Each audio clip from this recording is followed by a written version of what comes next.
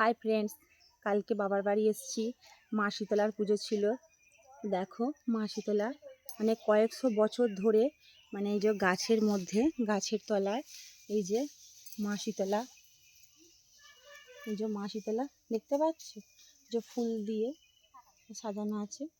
বাবা বসন্তরাজ, এই যে মা কালী, বাবা পঞ্চানন, এই যে গাছের গোড়ায় মানে আমার দাদু তার দাদুরা মানে পুজো করতেন আর কি, বংশ পর হয়ে যাচ্ছে।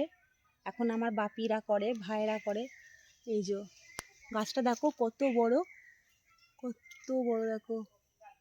এখন শুধু খালি বট গাছটাই আছে আর হালকা এই যে কাঁঠাল গাছটা দেখতে পাচ্ছ, ওই যে কাঁঠাল গাছটা, এটাতে ছিল আশুর গাছ, কাঁঠাল গাছ, বট গাছ, আম গাছ। আম গাছ ছিল না পিসি?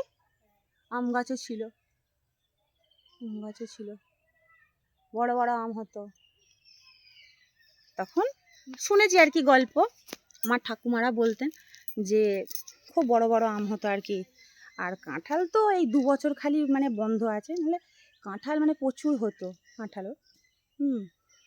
দেখো মায়ের মন্দির, এখানে মানে সবাই আর কি যাদের আর হাম বসন্ত সব হয় তারা পুজো দিতে আসেন এখানে। মানত করলে পুজো দিতে আসেন। তারপর নিত্য পুজো তো, নিত্য সেবা তো মায়ের হয়ই। তারপর কালকে মায়ের বাৎসরিক যে পূজাটা হয় কালকে হলো, আর বিকেলের দিকে মানে ফলার করতে আসে সবাই। তো চলো বন্ধুরা, টাটা, জয় মা শীতলার জয়।